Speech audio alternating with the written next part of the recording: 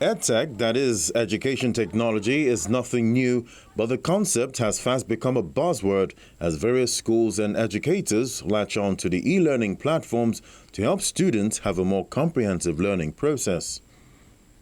Virtual classrooms are now a go-to system for schools to help bridge the widening learning gaps. Despite technological challenges faced, edtech startups have come up with different ideas on digital platforms to help bridge the education gap and change the narrative in the edtech space. Ogechi Ogbaragu, founder of Kids Read Art, joins us to discuss how technology can help enhance the learning process. Ogechi, glad to have you on Tech Trends today. It's my pleasure to be here with you, CFA. So start by telling us how technology can help the education sector. In so many ways right now, because with the recent developments since COVID, it had helped us to realize that we need technology in our daily lives.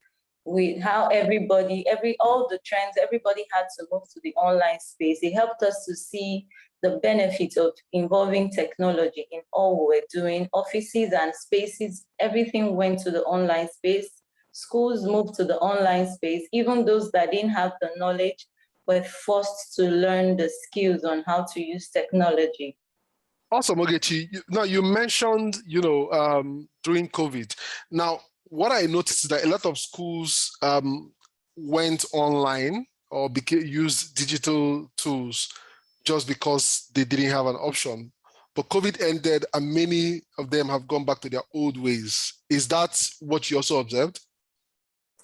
A lot of schools did go back to their old ways, but at the same time, some still continued using technology because a lot of startups were being born within that period.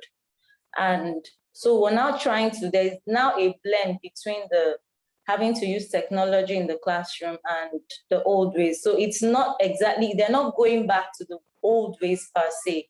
They're now trying to bring about a blend between both families together, the technology aspect, and you still doing their classroom method or whatever they're doing in the classroom, but they're trying to imbibe it into their system right now. So I don't think technology is not leaving the educational sector anytime soon. It's here to stay. Now, some teachers have said that there is an overemphasis on the students and they are all being neglected, because most of the investment and most of the conversion happens on the student side. How can we ensure that we also carry the teachers and other stakeholders along in this whole train of technology and education? Okay, so, our teachers have been used to the old ways of just going to the classroom to deliver lessons. So now we're trying to get teachers to look outside the box, not just limit yourself with just delivering lessons in the classroom. We're also trying to encourage them to use technologies in the classroom, whereby instead of having to stand in front of the classroom every single day teaching your kids, you can find a way of recording your lessons and putting it across to the classrooms, even when you're not present. The fact that technology is here within the school, you're not just basing it only on the pupils or the kids per se. We're now encouraging teachers to develop lessons for their classrooms that could also be sold outside their schools, like lessons that can be used by different schools, even though they are teachers in a particular school. Now we're encouraging teachers to go, presently we have so many startups now that are encouraging teachers to have online lessons. So you can see now, we're not focusing just on the kids alone, we're also trying to get the teachers to come on board and get the benefit of using technology in their everyday life. Okay, I know you mentioned that you're an early years teacher, right? Yes, I'm just wondering whether Nigeria as a country is doing enough to catch the young kids early, especially when it comes to STEM and technology. What is your view?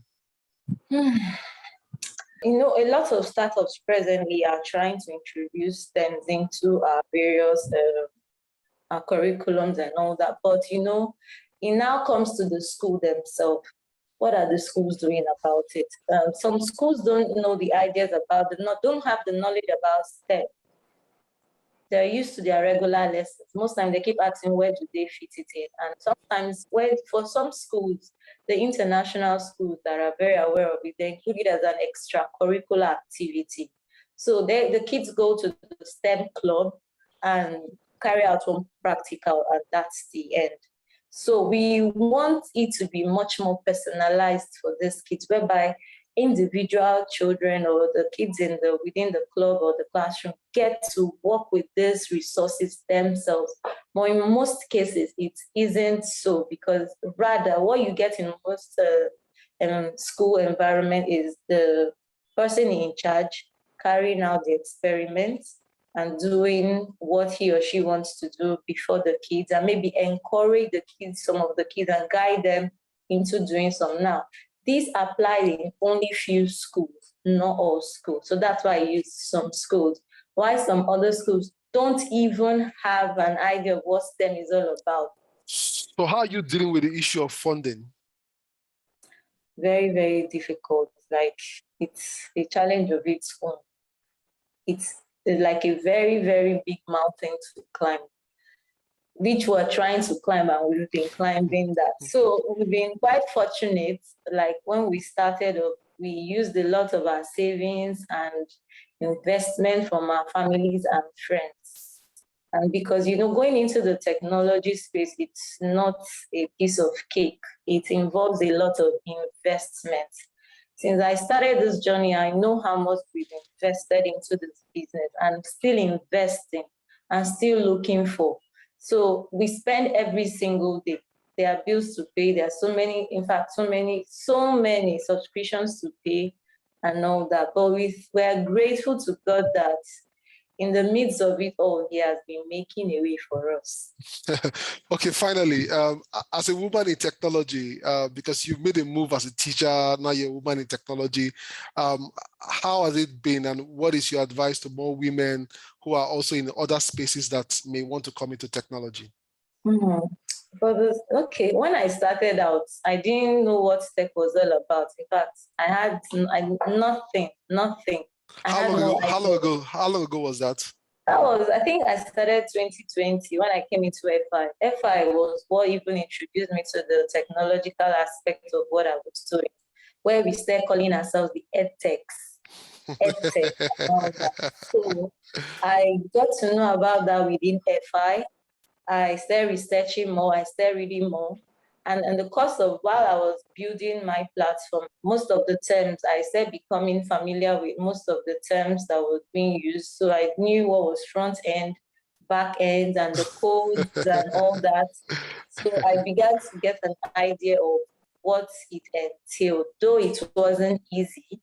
It wasn't at all, but I think we're growing, we're learning, we're getting better, and we're also getting there. All right, Ogechi, thank you. Oh, sorry, go ahead.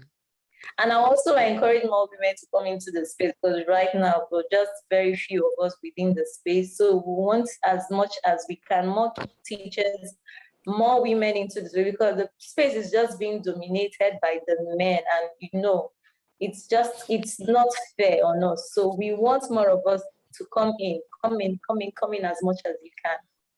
Well, I'm sure more women are watching this show now, and they'll certainly come with time. Ogechi, thank you for being on the show today.